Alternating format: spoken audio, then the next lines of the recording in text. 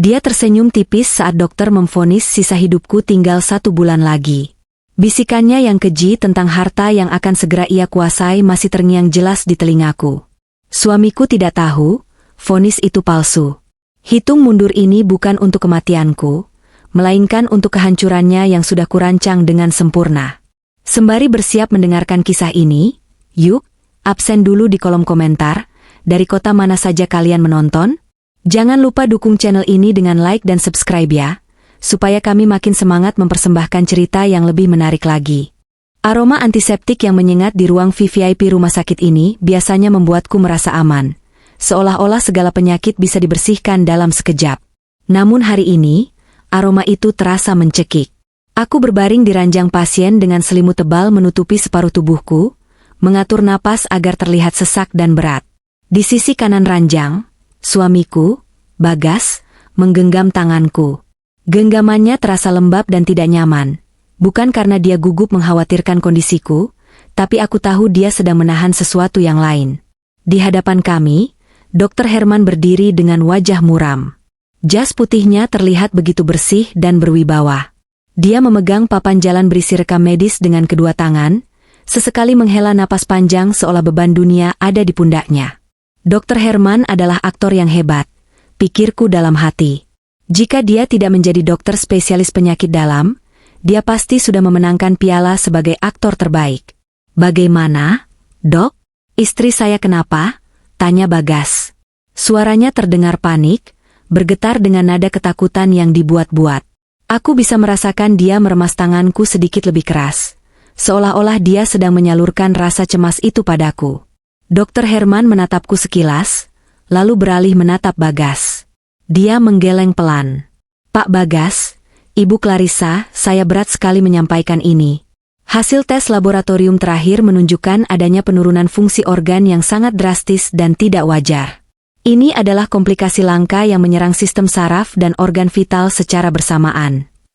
Maksud dokter apa? Bagas mendesak, tubuhnya condong ke depan.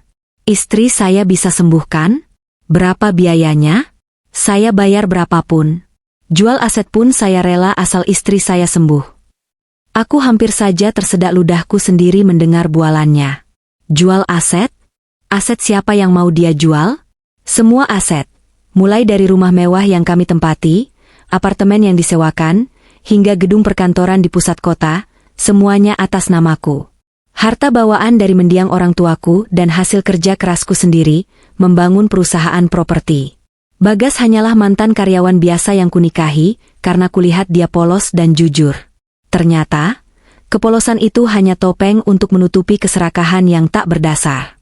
Maafkan saya, Pak Bagas, Dr. Herman menunduk dalam-dalam. Medis sudah angkat tangan. Kerusakan organnya sudah permanen dan menyebar terlalu cepat. Berdasarkan pengalaman saya dan literatur medis yang ada, waktu Ibu Clarissa tidak banyak. Berapa lama, Dok? Suara Bagas tercekat.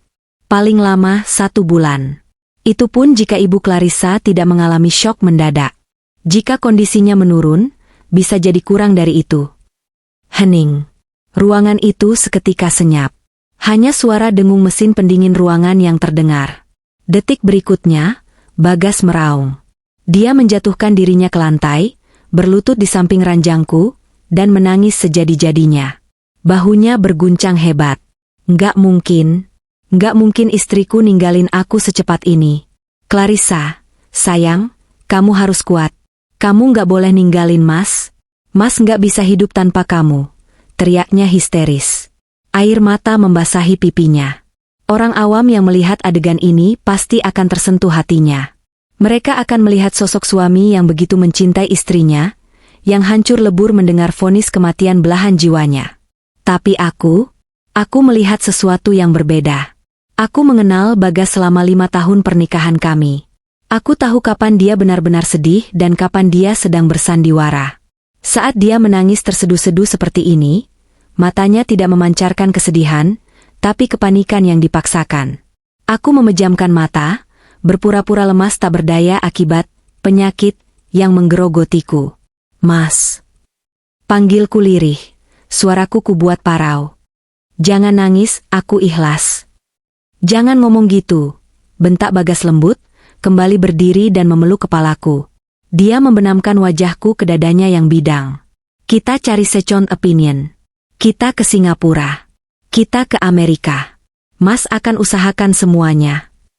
Dr. Herman menyela dengan nada prihatin yang terukur. Pak Bagas, kondisi Ibu Clarissa sangat rapuh. Perjalanan jauh hanya akan mempercepat proses kegagalan organnya. Saran saya, bawa Ibu pulang. Buat hari-hari terakhirnya senyaman mungkin. Biarkan Ibu beristirahat di rumah bersama orang-orang tercinta. Bagas terdiam sejenak, lalu mengangguk pelan, seolah pasrah. Baik, Dok. Kalau itu yang terbaik buat istri saya. Saya akan rawat dia di rumah dengan tangan saya sendiri. Saya permisi dulu. Suster akan menyiapkan obat-obatan untuk dibawa pulang. Pamit Dr. Herman, lalu berjalan keluar ruangan dengan langkah berat. Begitu pintu tertutup, Bagas masih memelukku. Dia mengelus rambutku perlahan. Kamu istirahat ya, sayang. Mas di sini. Mas jagain kamu sampai kapanpun.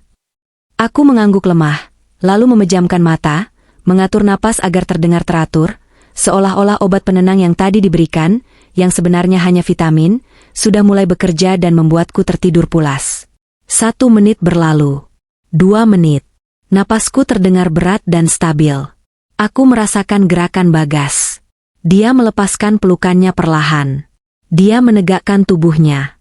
Tidak ada lagi isak tangis. Tidak ada lagi getaran di bahunya. Hening. Tiba-tiba, aku merasakan hembusan napas hangat di telingaku.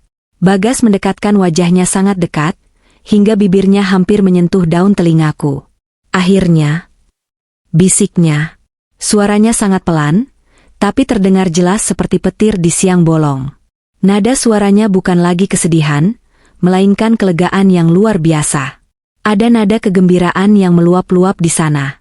Akhirnya mati juga kamu, Clarissa. Desisnya lagi, kali ini disertai kekahan kecil yang jahat. Capek aku pura-pura sayang sama kamu selama 5 tahun ini. Capek aku jadi suami siaga buat wanita kaku kayak kamu. 1 bulan lagi setelah itu, semua hartamu, perusahaanmu, rumahmu, semuanya akan jadi milikku. Dia mengecup pipiku sekilas, tapi bukan kecupan sayang, melainkan kecupan kemenangan. Cepatlah mati, sayang. Kuburanmu adalah istanaku. Setelah itu, terdengar langkah kaki menjauh. Pintu kamar VVIP terbuka dan tertutup lagi. Lalu, sayup-sayup aku mendengar suara siulan. Bagas bersiul. Dia bersiul riang sambil berjalan di koridor rumah sakit, hanya beberapa detik setelah dokter memvonis istrinya akan meninggal. Aku duduk tegak di ranjang, mencabut selang infus yang sebenarnya hanya berisi cairan garam biasa. Tubuhku terasa segar bugar. Tentu saja, karena aku tidak sakit apa-apa. Jantungku sehat, ginjalku bersih, dan otakku bekerja lebih tajam dari sebelumnya. Aku merogoh ke bawah bantal, mengambil ponsel pintarku yang sudah kusembunyikan di sana. Aku menekan tombol panggilan cepat nomor 1. Halo, Ibu Clarissa? Suara Dr. Herman terdengar di seberang sana, nadanya sudah kembali normal, tidak lagi sedih dibuat-buat. Herman, jawabku dingin. Dia masuk perangkap. Ikan pausnya sudah memakan umpannya bulat-bulat. Bagus. Akting Bapak Bagas tadi luar biasa meyakinkan, Bu. Saya hampir percaya kalau saya tidak tahu hasil lab Ibu yang sebenarnya, ujar Dr. Herman. Jadi, kita lanjut ke fase berikutnya. Lanjut, tegasku. Mulai hari ini, aktifkan misi rahasia, pemiskinan total. Aku ingin dalam 1 bulan ini, dia merasa terbang setinggi langit, sebelum aku hempaskan dia ke dasar neraka yang paling dalam. Aku turun dari ranjang, berjalan menuju jendela kaca besar yang menghadap ke taman rumah sakit. Dari lantai 5 ini, aku bisa melihat mobil Bagas di parkiran. Dia baru saja masuk ke dalam mobil, dan aku bisa melihat dia menelepon seseorang dengan ekspresi tertawa lepas. Pasti selingkuhannya. Perjalanan pulang dari rumah sakit terasa sangat menyiksa, bukan karena kondisi fisikku, melainkan karena harus satu mobil dengan manusia bermuka 2 bernama Bagas. Aku duduk di kursi tengah, menyandarkan kepala ke jendela, berpura-pura memejamkan mata. Namun, Telingaku waspada menangkap setiap helaan napasnya. Iya, sabar dong, Beb. Nanti malam kita rayain. Berita bagus banget pokoknya, bisik Bagas pelan ke ponselnya saat mobil berhenti di lampu merah. Dia pikir suara mesin mobil dan AC bisa menyamarkan suaranya. Dia salah besar. Sesampainya di rumah mewah kami di kawasan Pondok Indah, sandiwara dimulai lagi. Bagas memanggil satpam dan pembantu untuk membantuku turun. Dia bahkan menyewa kursi roda, padahal kakiku sangat kuat untuk berlari maraton sekalipun. Hati-hati, Pak Ujang. Ibu jangan sampai terguncang. Perintah Bagas dengan nada otoriter yang dibuat-buat. Bibi, siapkan kamar di lantai bawah. Ibu nggak boleh naik tangga. Dokter bilang jantungnya lemah. Aku didorong masuk ke dalam rumah yang kubangun dengan keringatku sendiri. Bagas mengantarku ke kamar tamu yang sudah disulap menjadi kamar perawatan. Kamu istirahat ya. Mas ada urusan kantor sebentar. Nanti Mas balik lagi buat suapin kamu, katanya sambil menyelimutiku. Jangan banyak gerak. Ingat kata dokter. Jangan lama-lama ya, Mas aku takut sendirian.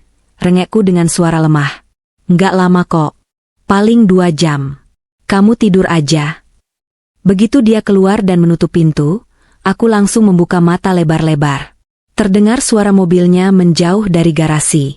Aku bangun dari tempat tidur, meregangkan otot-ototku yang kaku karena terlalu lama berakting lemas. Aku berjalan menuju meja rias di sudut kamar, mengambil tablet yang tersembunyi di laci paling bawah. 2 hari sebelum aku masuk rumah sakit untuk pemeriksaan, aku sudah menyewa teknisi keamanan profesional untuk memasang kamera CCTV mikro dan penyadap suara di seluruh penjuru rumah.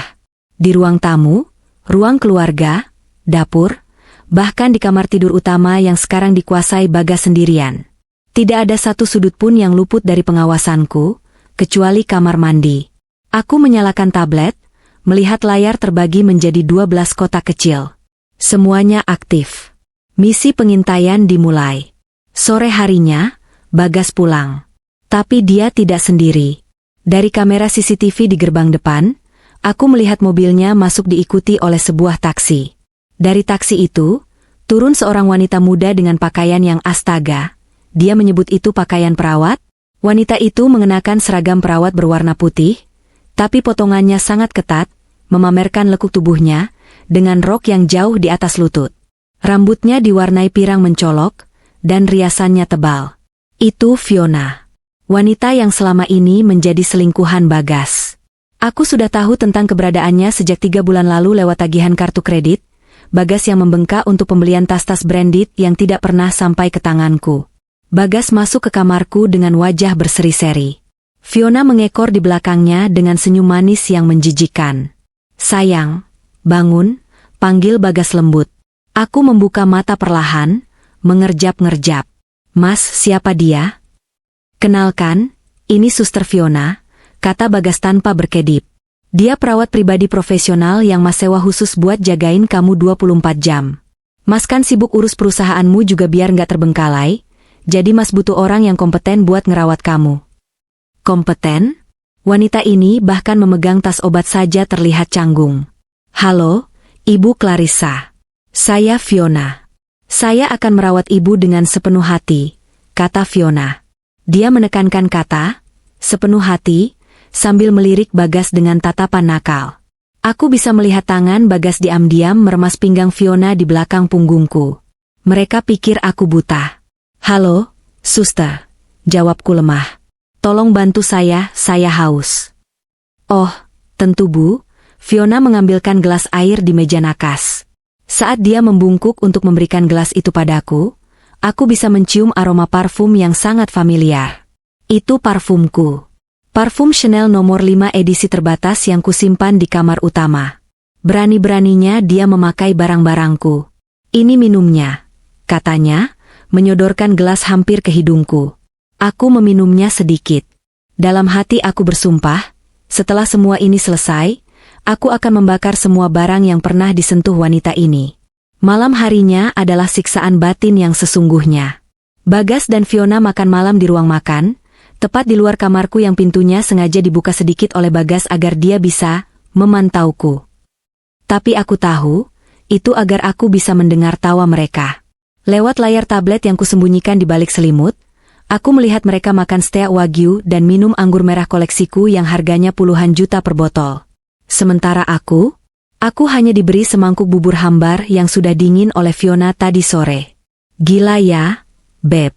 Rumah ini gede banget, ujar Fiona sambil memutar-mutar gelas wine-nya. Nanti kalau si nenek lampir itu udah mati, kita dekor ulang ya? Aku nggak suka warnanya. Terlalu suram. Darahku mendidih. Nenek lampir? Umurku baru 32 tahun, sama seperti Bagas, dan aku yakin aku jauh lebih cantik dan berkelas daripada dia meskipun tanpa makeup. Tenang aja, sayang, sahut Bagas sambil memotong dagingnya. Kamu mau ganti cat? Mau rubuhin tembok? Terserah kamu. 1 bulan lagi, rumah ini jadi istana kita. 1 bulan lama banget sih. Beb, nggak bisa dipercepat? Rengek Fiona manja. Sabar. Kita harus main bersih. Kalau dia mati mendadak sekarang, nanti polisi curiga. Biarin aja dia mati pelan-pelan karena penyakitnya. Lagian dokter udah bilang organnya rusak. Kita tinggal tunggu waktu. Tugas kamu cuma 1. Pastiin dia minum obat-obat itu, tapi jangan kasih dia makan yang bergizi. Biar makin lemes. Siap, bos. Tapi obatnya beneran obat kan? Vitamin doang. Sama obat tidur dosis tinggi biar dia nggak banyak rewel. Aku udah ganti isinya, kata Bagas sambil tertawa. Aku merekam semuanya. Setiap kata, setiap rencana busuk, setiap penghinaan. Tiba-tiba Fiona berdiri, dia berjalan mengelilingi ruang makan, lalu matanya tertuju pada sebuah lukisan abstrak karya pelukis ternama yang tergantung di dinding. Ini lukisan apaan sih? Jelek banget. Mahal pasti ya? Itu harganya 2 miliar, jawab Bagas santai. 2 miliar? Fiona membelalak. Gila. Mending buat beli tas Hermes Birkin. Besok jual aja deh. Beb, aku mau tas baru. Beres. Besok aku panggil kolektor. Aku meremas sprei kasurku kuat-kuat. Lukisan itu adalah hadiah ulang tahun dari mendiang ayahku. Lukisan yang sangat berarti bagiku.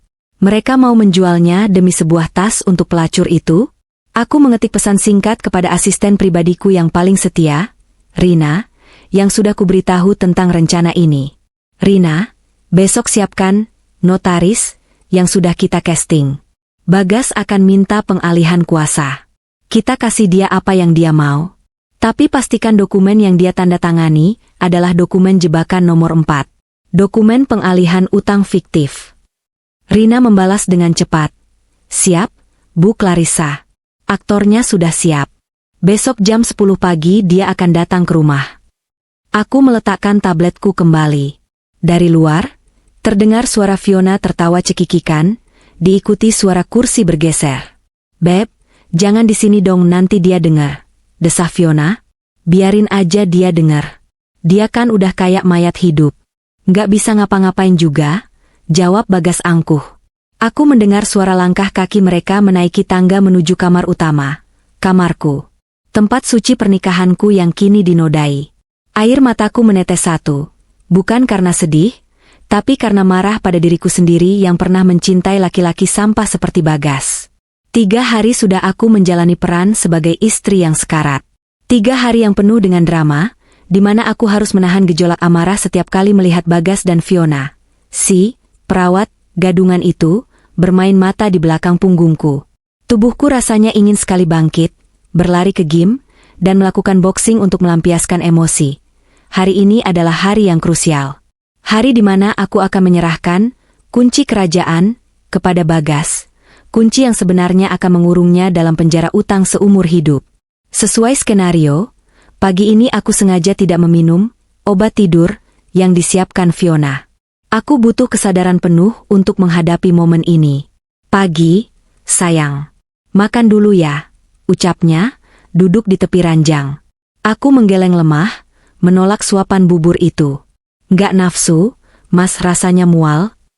Harus makan dong, biar kuat, paksa Bagas, meski nadanya terdengar malas. Tanganku yang gemetar meraih tangannya. Mas, aku kepikiran perusahaan. Mendengar kata perusahaan, Telinga Bagas langsung tegak seperti anjing pelacak mencium bau daging. Kenapa dengan perusahaan? Sayang, tanyanya antusias. Aku takut, kalau aku pergi nanti, bisnis properti kita hancur. Aku terbatuk-batuk dramatis. Aku nggak tenang, Mas. Aku mau kamu yang pegang kendali penuh mulai sekarang. Aku mau kamu jadi direktur utama penggantiku sebelum aku mati. Bagas berusaha menahan senyum lebarnya agar tidak meledak, tapi sudut bibirnya berkedut-kedut tak terkendali. Kamu serius? Tapi kan kamu masih ada harapan sembuh. Jangan bohongi aku, Mas, potongku lirih. Aku tahu waktuku nggak lama lagi. Aku mau kamu panggil notaris hari ini juga. Aku mau tanda tangan pelimpahan kuasa penuh. Aku mau kamu yang urus semuanya, termasuk semua aset dan kewajiban perusahaan. Hari ini, Bagas tampak terkejut sekaligus girang. Kebetulan sekali, maksudku, aku bisa panggil kenalanku. Atau notaris langganan kantor? Panggil Pak Satrio saja, usulku. Dia notaris senior yang biasa pegang aset ayahku. Aku cuma percaya sama dia. Tolong telepon Rina, asistenku, suruh dia bawa Pak Satrio ke sini jam 10 nanti. Aku sudah bilang ke Rina kemarin lewat pesan suara saat aku agak sadar. Oke, sayang. Ide bagus. Biar semuanya legal dan rapi. Kamu tenang aja, Mas bakal jaga amanah kamu. Bagas langsung keluar kamar dengan tergesa-gesa, bahkan lupa menutup pintu rapat-rapat. Aku mendengarnya berteriak memanggil Fiona di lorong. Fiona, siapkan baju baguskah? Notaris mau datang. Kita bakal jadi bos besar hari ini. Bodoh. Dia tidak tahu bahwa Pak Satrio, yang kumaksud bukanlah notaris asli ayahku. Notaris asli ayahku sudah pensiun di Bali. Pak Satrio yang akan datang nanti adalah aktor teater senior kenalan Rina yang sudah kami bayar mahal untuk berakting sebagai notaris. Dan dokumen yang akan dia bawa? Oh, itu adalah mahakarya balas dendamku. Tepat pukul 10 pagi, Rina datang bersama seorang pria parubaya berpenampilan sangat meyakinkan. Itu aktor kami, Pak Agus, yang sedang memerankan Pak Satrio. Bagas menyambut mereka di ruang tamu, lalu menggiring mereka masuk ke kamarku. Fiona berdiri di pojok kamar, berpura-pura mengecek infus, padahal matanya terus melirik ke arah tas kulit Pak Satrio.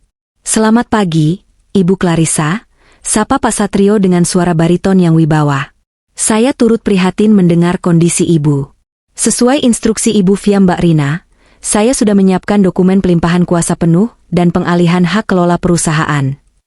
Aku mengangguk lemah, berusaha bangun. Bagas dengan sigap meletakkan bantal di punggungku agar aku bisa duduk setengah berbaring. Silakan, Pak, kataku parau. Pak Satrio mengeluarkan tumpukan dokumen tebal. Ada sekitar 50 halaman. Kertasnya terlihat resmi, lengkap dengan materai dan kop surat notaris, palsu.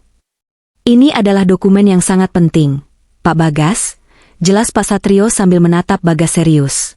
Dengan menandatangani ini, Ibu Clarissa menyerahkan seluruh kekuasaan operasional PT Clarissa Propertindo dan seluruh anak perusahaannya kepada Bapak.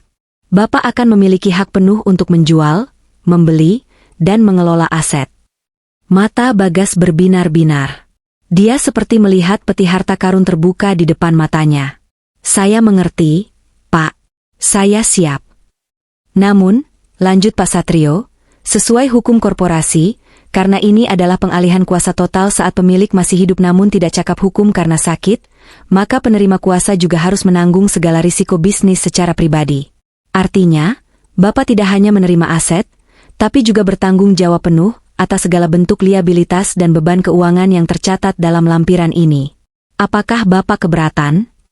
Bagas, yang sudah dibutakan oleh kata aset dan hak penuh, mengibaskan tangannya remeh. Ah, itu formalitas kan? Perusahaan istri saya kan sehat. Utangnya paling utang operasional biasa. Saya tanggung semuanya. Nggak masalah. Yang penting tanda tangan sekarang. Dia bahkan tidak membaca lampirannya. Padahal, jika dia membaca lampiran di halaman 45, dia akan menemukan klausul yang menyatakan bahwa dia mengambil alih tanggung jawab pribadi atas utang sebuah anak perusahaan fiktif bernama CV. Bayangan hitam, yang sengaja kuciptakan dalam pembukuan ganda, dengan nilai utang jatuh tempo sebesar 50 miliar rupiah kepada pihak ketiga, yang juga fiktif, dikelola oleh tim pengacaraku. Dengan dokumen ini, Bagas secara sukarela menjadikan dirinya tameng hidup bagiku. Semua asetku yang asli sudah diamankan di yayasan sejak 2 hari lalu tanpa sepengetahuannya. Yang dia terima hari ini, hanyalah cangkang perusahaan kosong dan gunungan utang fiktif yang akan menjadi nyata di mata hukum perdata, karena tanda tangannya. Baik, kalau begitu silakan tanda tangan di sini, Pak Bagas. Di atas materai, Pak Satrio menyodorkan pena emas. Bagas menyambar pena itu. Tanpa ragu, tanpa membaca satu kalimat pun, dia membubuhkan tanda tangannya dengan goresan yang mantap dan besar. Sret, sret, selesai. Sekarang giliran ibu, kata Pak Satrio, beralih padaku. Tanganku gemetar, akting lagi. Bagas membantuku memegang pena. Ayo, sayang, pelan-pelan. Di sini ya. Bimbingnya, seolah dia sedang menuntun anak kecil. Dalam hatinya pasti dia berteriak, cepat mati dan wariskan semuanya. Aku menandatangani dokumen itu dengan lambat. Begitu ujung pena terangkat, aku melihat senyum kemenangan terukir jelas di wajah Bagas. Dia menatap Fiona sekilas dan mengedipkan sebelah matanya. Sah, kata Pak Satrio sambil membereskan berkasnya. Mulai detik ini, Pak Bagas adalah penanggung jawab penuh perusahaan. Selamat, Pak. Semoga amanah.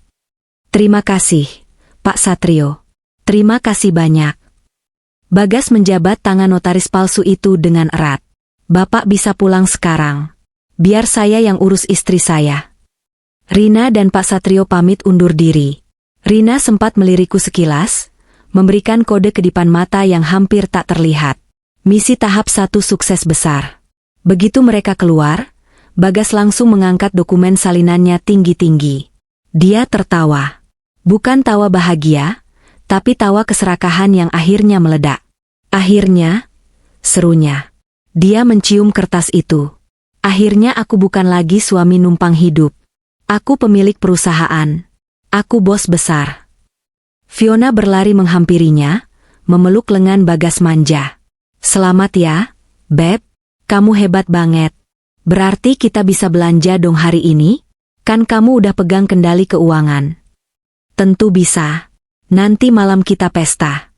Kita rayakan kenaikan jabatanku, ujar Bagas sambil melirikku yang masih bersandar lemas di ranjang.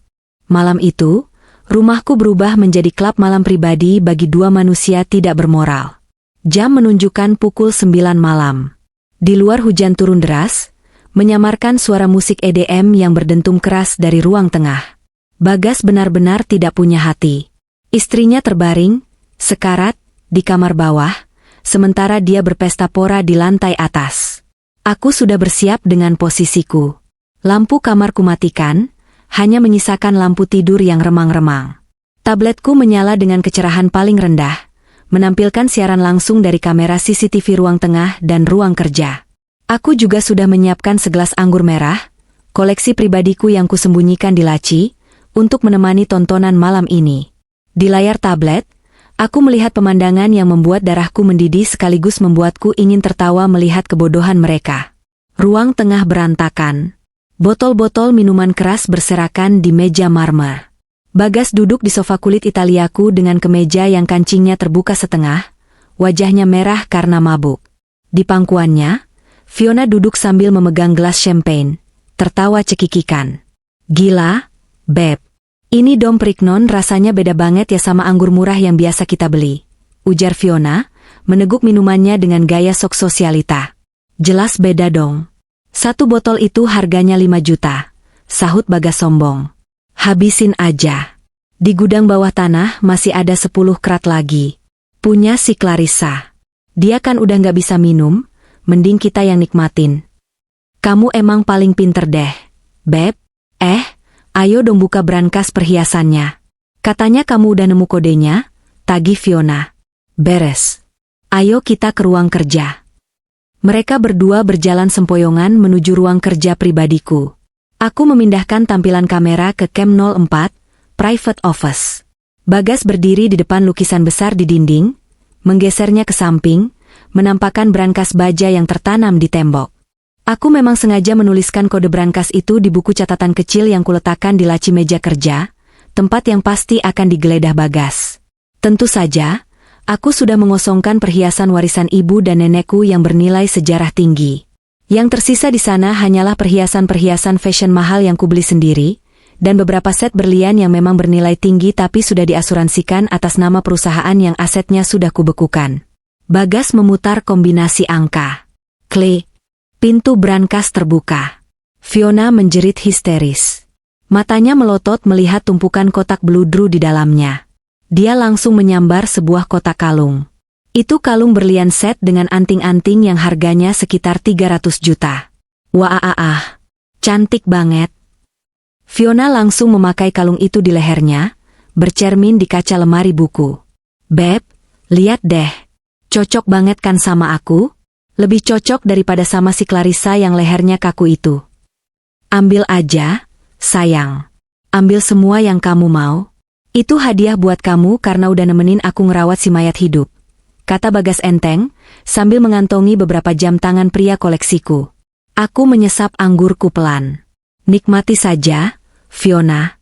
Anggap saja itu pesangon sebelum kamu jadi gelandangan. Tiba-tiba, Bagas mengeluarkan ponselnya. Wajahnya terlihat serius tapi mabuk. Tunggu, aku mau kasih kamu hadiah yang lebih gila lagi. Mumpung aku udah jadi pemegang kuasa penuh.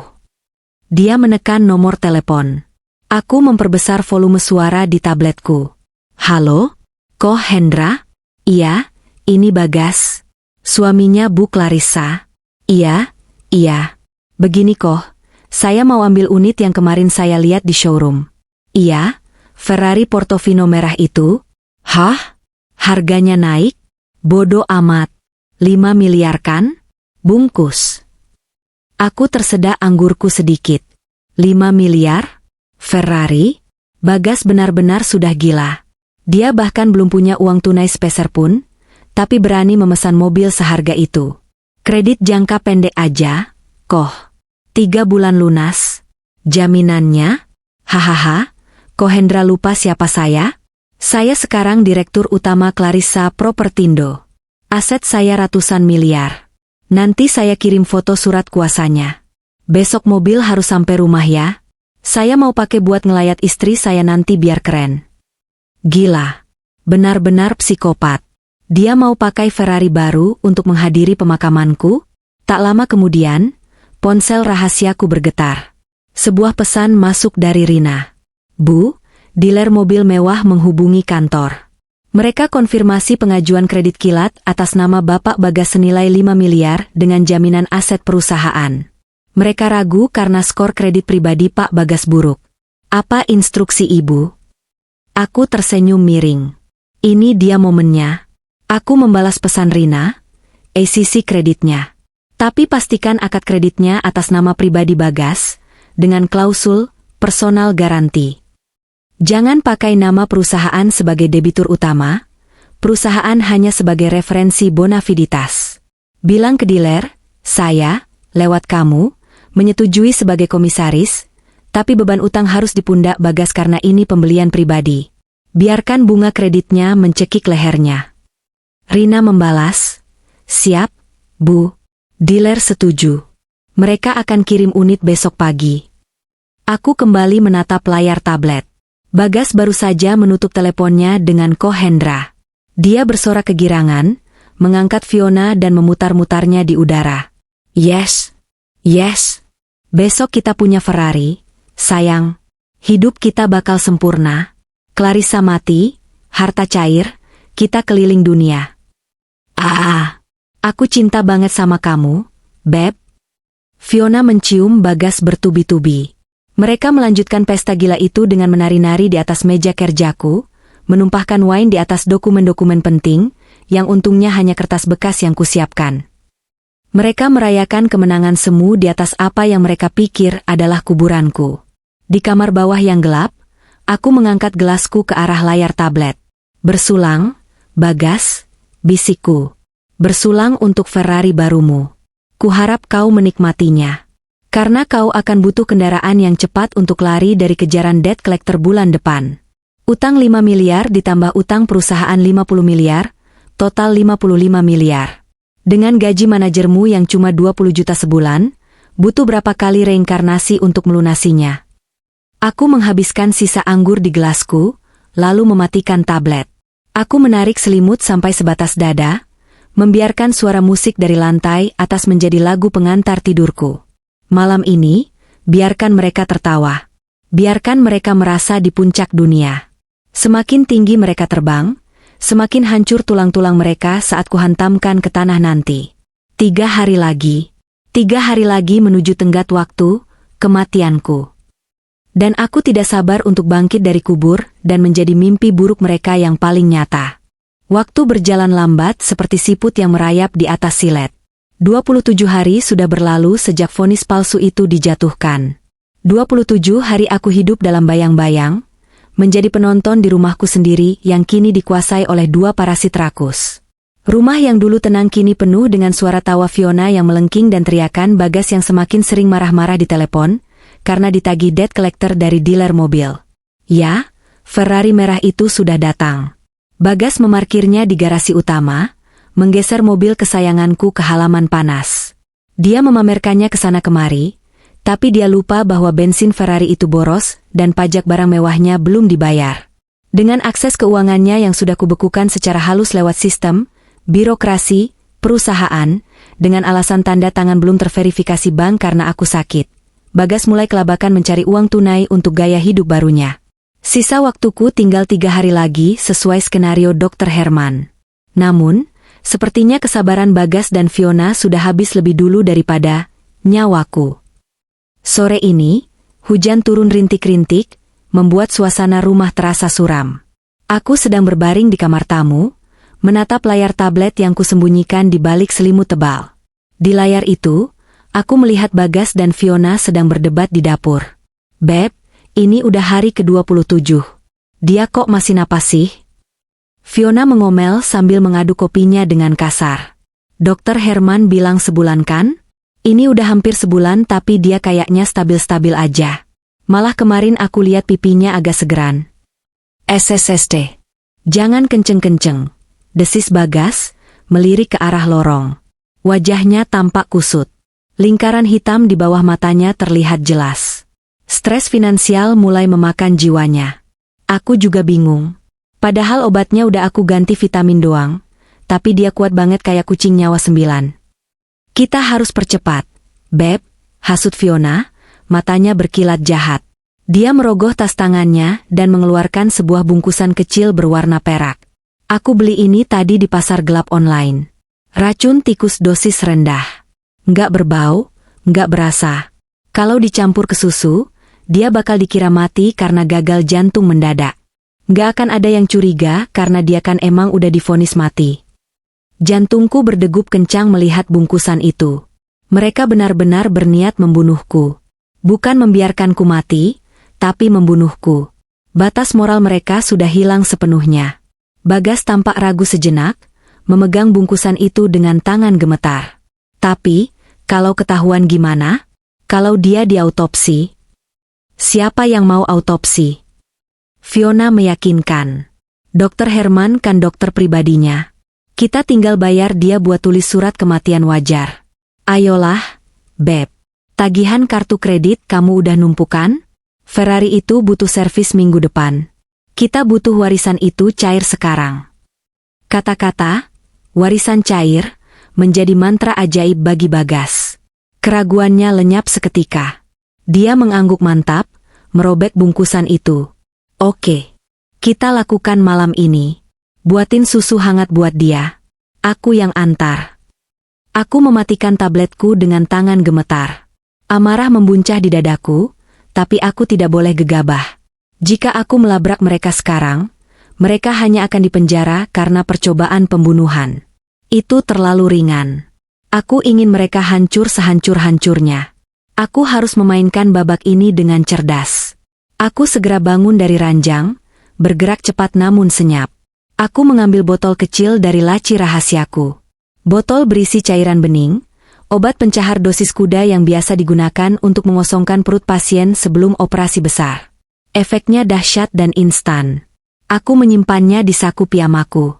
15 menit kemudian, pintu kamar terbuka. Bagas masuk dengan nampan di tangannya. Di atas nampan itu ada segelas susu hangat yang uapnya mengepul, dan secangkir kopi hitam pekat untuk dirinya sendiri. Wajahnya dipasang topeng, suami perhatian, lagi. Malam, sayang, sapanya lembut, duduk di kursi di samping ranjangku. Mas buatin susu hangat nih. Diminum ya, biar tidurnya nyenyak. Aku menatap gelas susu itu. Susu kematian. Makasih, Mas, jawabku lemah. Aku berusaha bangun, menyandarkan punggung di bantal. Mas baik banget. Iya dong. Mas kan sayang kamu. Ayo, mumpung anget. Desaknya, menyodorkan gelas itu ke bibirku. Aku menerima gelas itu dengan tangan yang sengaja kubuat gemetar hebat. Saat bibir gelas hampir menyentuh mulutku, aku melakukan manuverku. Aku menyentakkan tanganku seolah-olah mengalami kejang otot tiba-tiba. Prang! Gelas itu jatuh ke lantai marmer. Pecah berkeping-keping.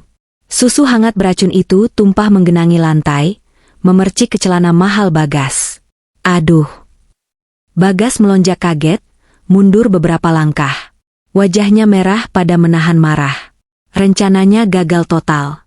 Kamu ini gimana sih? Pegang gelas aja nggak becus. Bentaknya, lupa pada aktingnya sejenak. Maaf, Mas, tanganku kram, aduh sakit. Rintihku sambil memegangi tanganku, pura-pura kesakitan.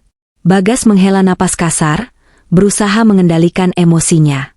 Dia melihat racun mahalnya terbuang sia-sia di lantai. Ya udah, jangan gerak. Banyak pecahan kaca. Aku ambil kain pel dulu. Dia meletakkan cangkir kopinya, kopi miliknya, di atas meja nakas di samping ranjangku, lalu bergegas keluar kamar untuk mencari alat pel, meninggalkan aku sendirian selama beberapa detik. Inilah kesempatanku. Begitu punggungnya menghilang di balik pintu, aku langsung duduk tegak. Aku mengambil botol pencahar dari saku, membukanya, dan menuang seluruh isinya, sekitar 10 tetes, ke dalam cangkir kopi hitam Bagas. Cairan itu larut seketika tanpa mengubah warna kopi yang pekat. Aku kembali berbaring lemas tepat saat Bagas masuk kembali membawa kain pel dan sapu. Dia membersihkan pecahan kaca dan tumpahan susu itu dengan wajah bersungut-sungut. Lain kali hati-hati dong. Itu susu mahal. Gerutunya. Mahal karena ada racunnya, batinnya pasti. Setelah lantai bersih, Bagas duduk kembali di kursi, tampak kelelahan. Dia mengambil cangkir kopinya. Kamu mau dibuatin lagi nggak? Tanyanya malas. Nggak usah, Mas. Aku mual, tolakku. Ya udah. Mas minum kopi dulu bentar di sini ya, nemenin kamu. Bagas mendekatkan cangkir kopi itu ke bibirnya. Jantungku berdebar kencang, menahan napas. Minum, Bagas. Minum ramuan kehancuranmu.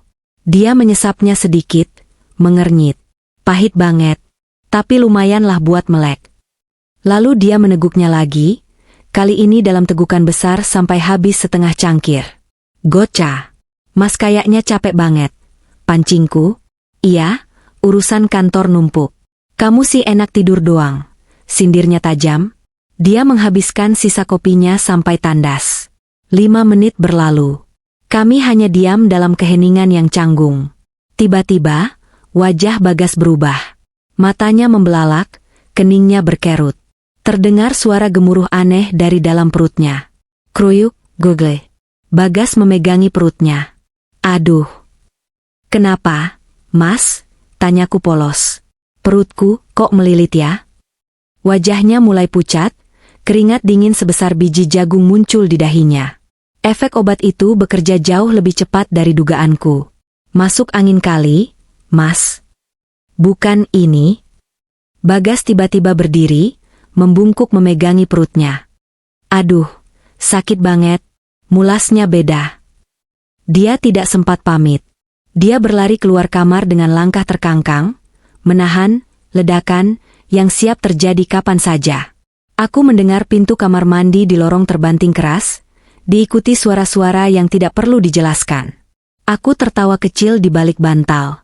Malam ini, dan mungkin 2 hari ke depan, Bagas tidak akan punya tenaga untuk merencanakan pembunuhan lagi. Hari ke-30. Hari yang ditandai dengan lingkaran merah besar di kalender Bagas. Hari di mana dia berharap menjadi duda kaya raya. Sejak kejadian, kopi pencahar, itu, Bagas benar-benar lumpuh. Dia mengalami dehidrasi ringan dan lemas luar biasa, membuatnya hanya bisa terbaring di sofa selama 2 hari terakhir. Fiona pun uring-uringan karena harus mengurus Bagas yang bau dan sakit, bukan Bagas yang gagah dan kaya. Tapi hari ini, entah mendapat kekuatan dari mana, Bagas bangun pagi-pagi sekali. Dia memaksakan dirinya untuk mandi, memakai setelan jas hitam terbaiknya yang baru dibeli, tentu saja pakai paylater, dan menyisir rambutnya rapi. Dia sudah siap menjadi aktor utama dalam drama kematianku. Sesuai rencana yang sudah kusun di grup chat rahasia bersama Dr. Herman dan Rina, pagi ini aku meminum obat khusus dari Dr. Herman yang akan menurunkan detak jantung dan suhu tubuhku sementara waktu, membuatku terlihat seperti orang yang sedang dalam kondisi sakaratul maut. Jam 8 pagi. Bagas dan Fiona masuk ke kamarku. "Beb, lihat deh. Napasnya udah putus-putus," bisik Fiona, tidak bisa menyembunyikan senyumnya. Akhirnya hari ini datang juga. Bagas mendekat, mengecek nadiku. "Iya, lemah banget. Panggil Dr. Herman sekarang. Bilang gawat darurat." Dr. Herman datang 15 menit kemudian dengan wajah serius. Dia memeriksa kondisiku dengan stetoskop, menyentuh leherku, lalu menatap Bagas dan Fiona dengan pandangan duka yang meyakinkan. "Pak Bagas, Ibu sudah tidak ada respons. Detak jantungnya sangat lemah dan berhenti." Dr. Herman melepaskan stetoskopnya perlahan. "Innalillahi, Ibu Clarissa sudah berpulang. Waktu kematian pukul 8.20 pagi." Detik itu juga, Bagas melakukan akting terbaiknya. "Tidak a. Clarissa a." Teriakannya menggema ke seluruh rumah. Dia memeluk tubuhku yang diam tak bergerak. "Kenapa kamu ninggalin aku secepat ini?" "Ya Tuhan, cobaan apa ini?" Fiona di belakangnya berpura-pura menutup mulut, padahal aku yakin dia sedang menahan tawa. "Sabar, Pak Bagas." Dr. Herman menepuk bahu Bagas. "Saya akan urus surat kematiannya sekarang. Bapak silakan persiapkan untuk pemakaman." "Iya, Dok.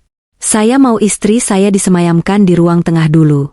Saya mau semua kolega dan keluarga melihat wajah cantiknya terakhir kali," isak Bagas.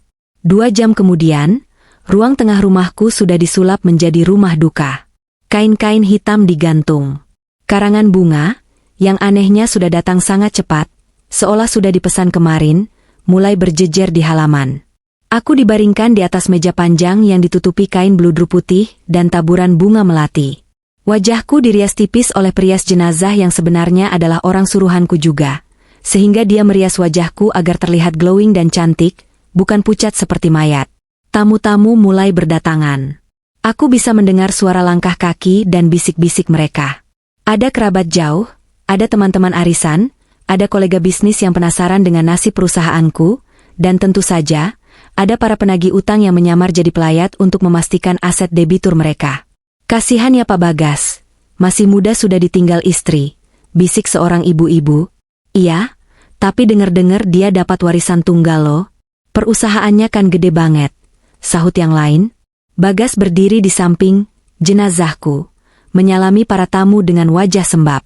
Fiona berdiri agak jauh, berpura-pura menjadi asisten rumah tangga yang sedih, meski gaun hitamnya terlalu pendek untuk suasana duka. Setelah tamu cukup ramai, Bagas meminta perhatian. Dia berdiri di samping kepalaku, memegang mikrofon. "Bapak, Ibu, terima kasih sudah hadir." Suaranya parau, dramatis sekali. "Istri saya, Clarissa, adalah wanita terhebat yang pernah saya kenal. Dia berjuang melawan penyakitnya sampai titik darah penghabisan. Saya berjanji akan meneruskan cita-citanya dan menjaga semua peninggalannya." Orang-orang mengangguk haru. Beberapa menyeka air mata. Bagas meletakkan mikrofon, lalu membungkuk ke arah wajahku seolah ingin mencium keningku sebagai salam perpisahan terakhir. Dia menutupi wajahnya dengan tangannya agar tidak terlihat orang lain. Di momen itulah, dia berbisik. Bisikan yang sudah kutunggu-tunggu. Selamat jalan, ATM berjalanku, desisnya di telingaku, suaranya penuh racun kemenangan. Akhirnya kamu mati juga. Sekarang, aku bebas. Aku kaya. Dan kamu cuma bangkai.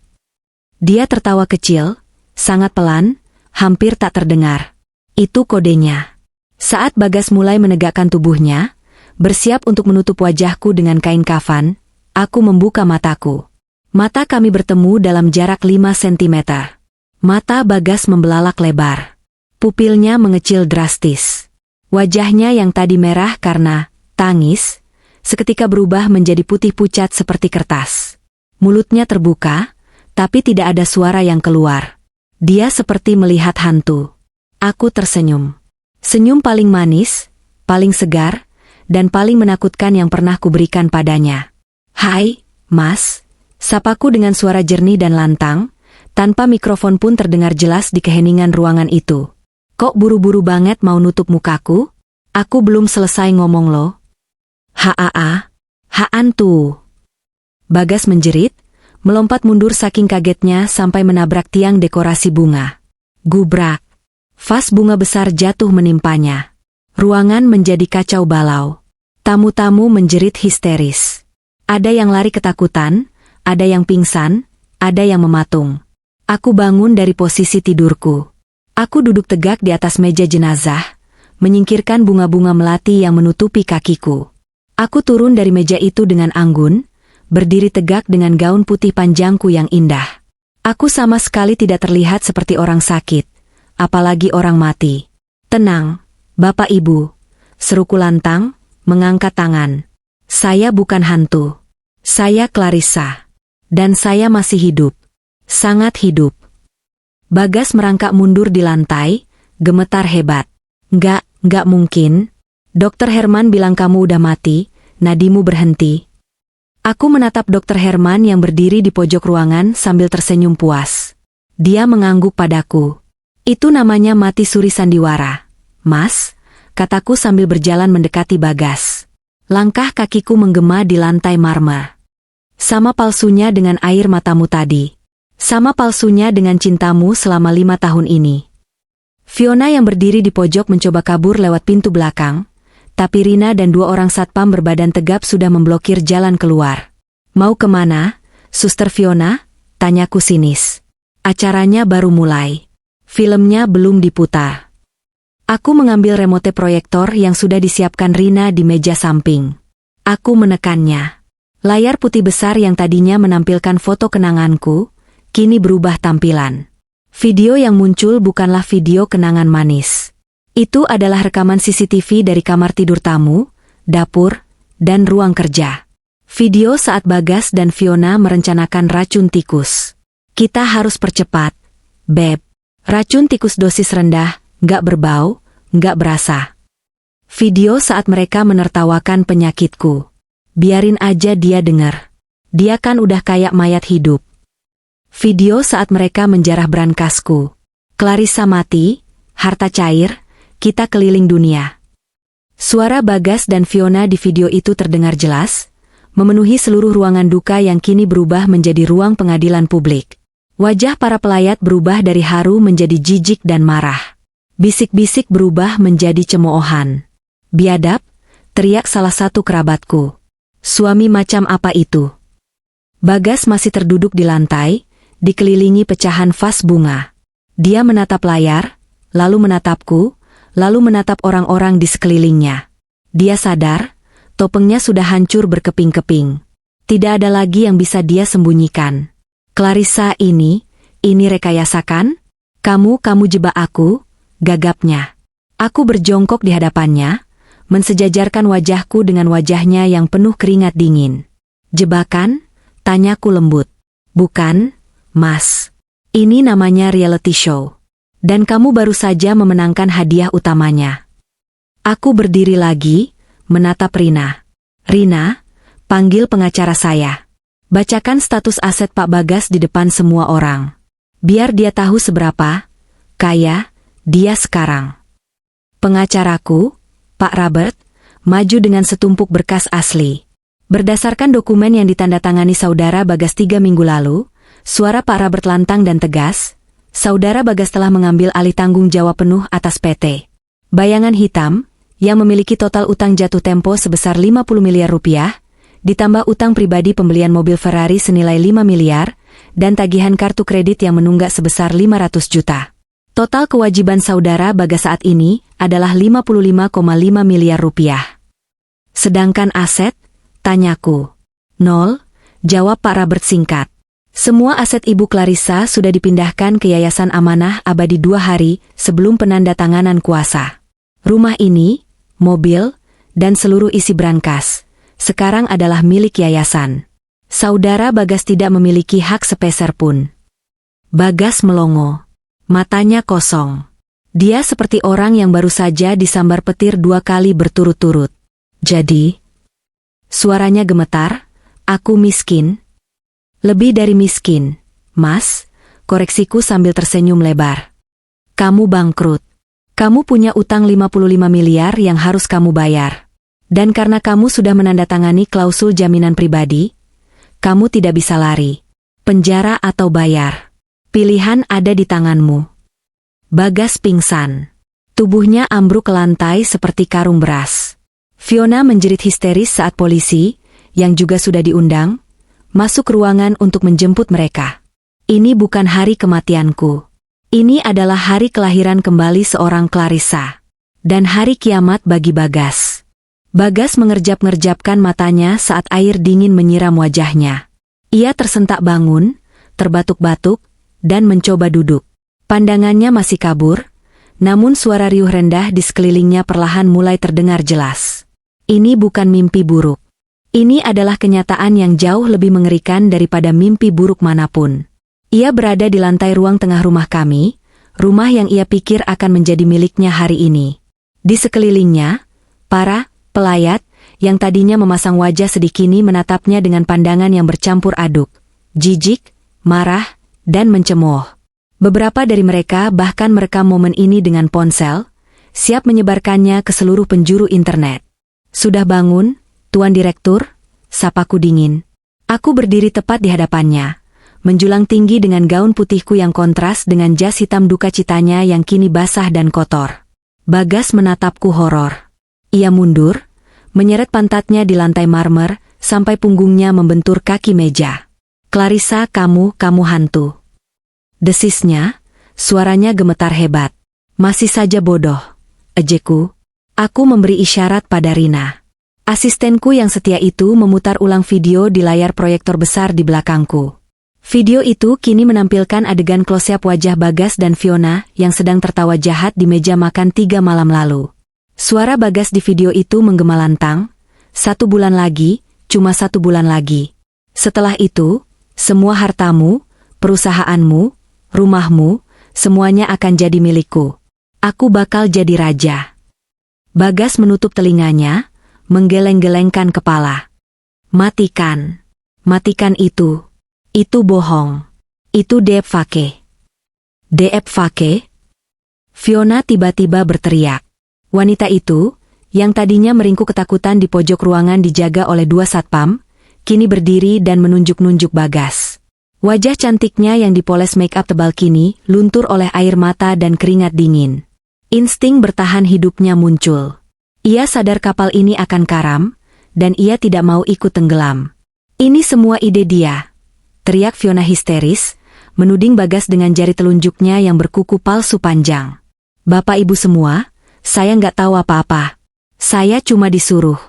Bagas yang paksa saya. Dia bilang istrinya jahat, pelit, makanya dia mau kuasai hartanya. Saya ini korban manipulasi dia. Bagas melongo, menatap wanita yang selama ini ia puja-puja. Fiona, apa-apaan kamu? Kamu yang beli racun itu. Kamu yang hasut aku. Bohong. Kamu yang suruh aku cari di internet. Kamu otak pembunuhannya, bantah Fiona sengit. Lagian, kamu bilang kamu kaya raya. Kamu bilang kamu bakal jadi direktur utama. Mana buktinya? Kamu barusan dibilang punya utang 50 miliar.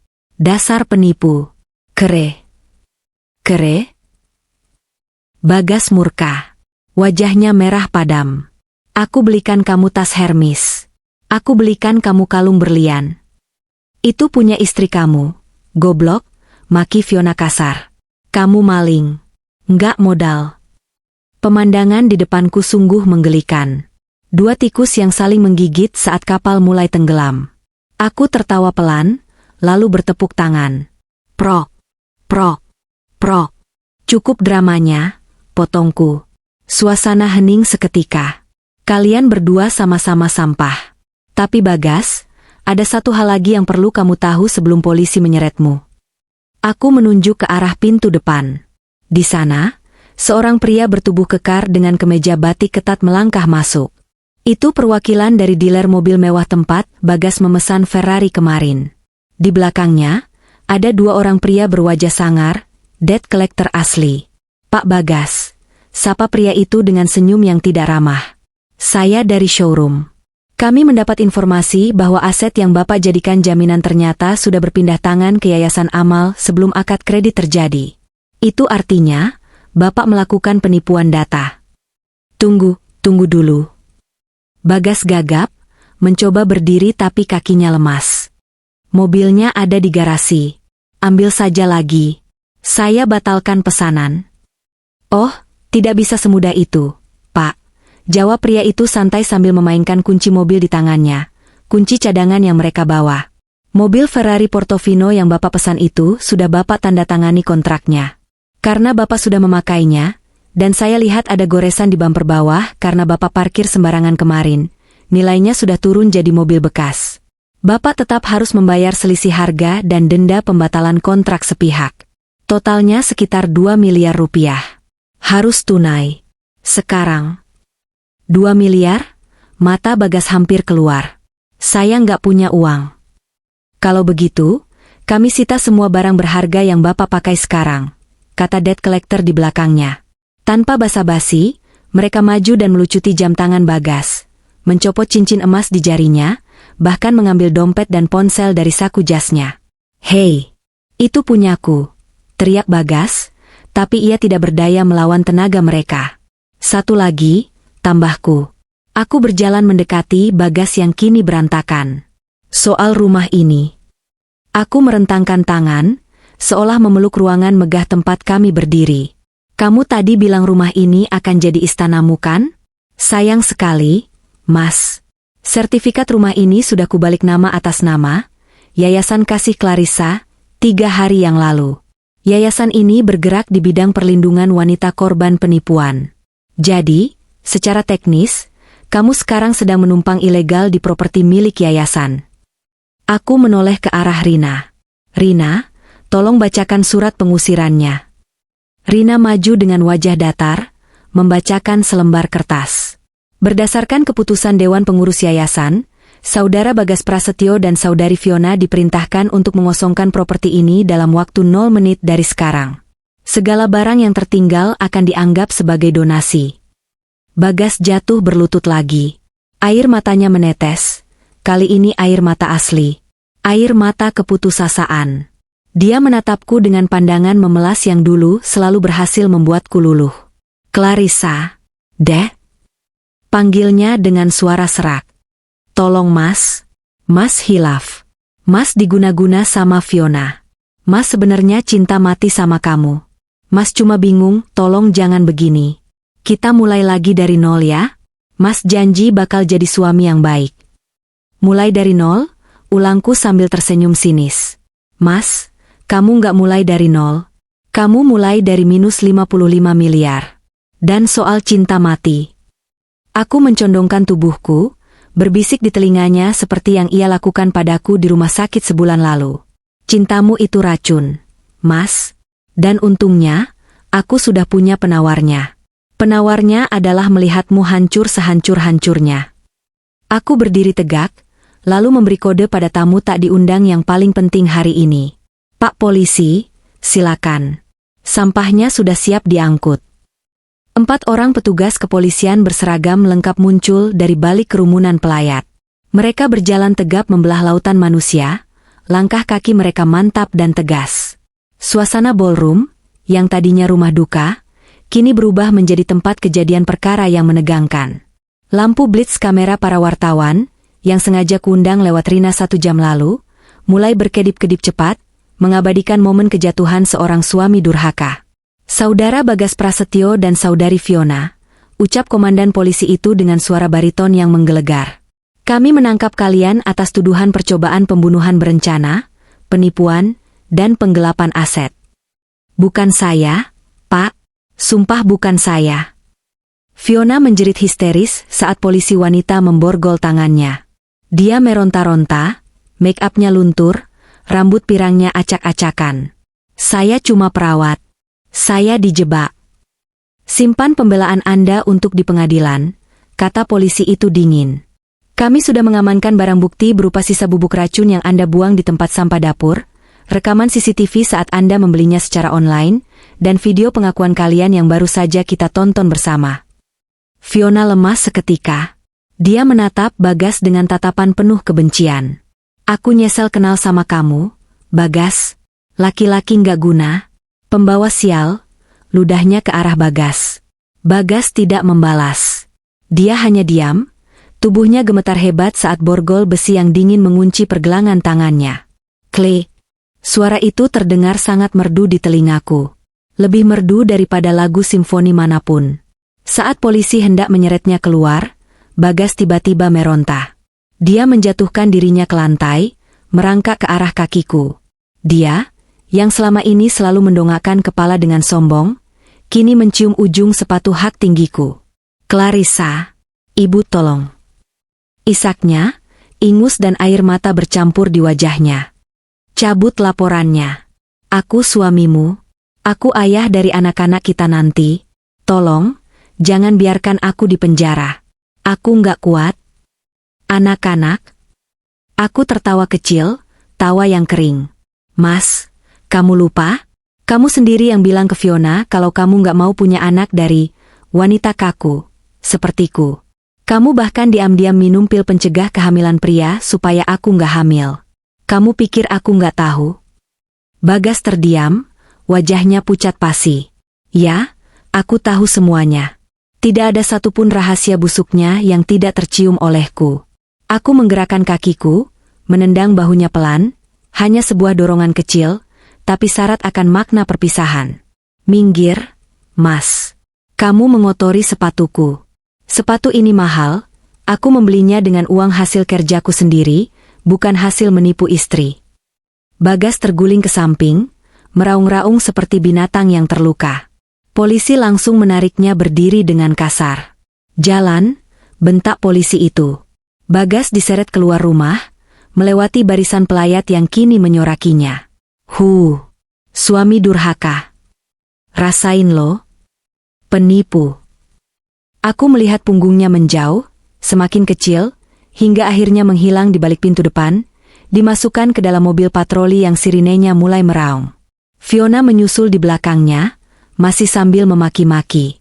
Rumah itu perlahan sepi dari keributan, meski bisik-bisik para tamu masih terdengar. Aku menarik napas panjang, mengisi paru-paruku dengan udara kebebasan. Aroma kemenyan dan bunga duka cita masih tercium, tapi bagiku, itu adalah aroma kemenangan. Dr. Herman menghampiriku, tersenyum lebar. Akting yang luar biasa, Bu Clarissa. Dan strategi medis yang brilian. Obat pencahar itu, sentuhan jenius. Terima kasih, Dok. Tanpa bantuan dokter, skenario ini tidak akan jalan. Honor tambahan sudah saya transfer ke rekening dokter, plus donasi untuk riset kanker yang dokter kelola. Dr. Herman mengangguk hormat. Terima kasih, Bu. Ibu wanita yang kuat. Senang bisa membantu membersihkan parasit. Rina mendekat, membawa tas tanganku dan sebuah tiket pesawat. Bu, mobil jemputan ke bandara sudah siap di depan. Private jet ibu jadwal take off 2 jam lagi. Tujuan, Maldives. Aku mengambil tiket itu. Terima kasih, Rina. Urus sisa kekacauan di sini. Pastikan rumah ini dibersihkan, disterilkan dari jejak mereka, lalu serahkan kuncinya ke pengurus yayasan besok. Aku tidak mau menginjakan kaki di rumah ini lagi. Terlalu banyak kenangan buruk. Siap, Bu. Lalu bagaimana dengan Pak Bagas nanti di penjara? Perlu saya kirim pengacara untuk memantau? Aku menggeleng. Tidak perlu. Biarkan hukum alam dan hukum rimba penjara yang bekerja. Dengan utang sebanyak itu, dia akan dikejar-kejar penagih utang bahkan sampai ke dalam sel. Hidupnya di sana tidak akan tenang. Itu hukuman yang jauh lebih menyakitkan daripada mati. Aku berjalan keluar rumah, langkahku ringan seolah aku sedang berjalan di atas awan. Di halaman depan, matahari bersinar terik, menyapu sisa-sisa hujan semalam. Mobil limousin hitam sudah menunggu. Sebelum masuk ke dalam mobil, aku menoleh sekali lagi ke arah rumah mewah yang pernah menjadi sangkar emasku. Aku teringat kata-kata Bagas sebulan lalu di rumah sakit. Akhirnya mati juga, capek aku pura-pura sayang. Aku tersenyum tipis, menatap langit biru. Kamu benar, Mas, bisikku pada angin. Clarissa yang bodoh, yang naif, yang mencintaimu buta, dia memang sudah mati hari ini. Dokter bilang hidupku sisa 1 bulan? Itu benar. Maksudnya, sisa waktu hidupku sebagai istrimu.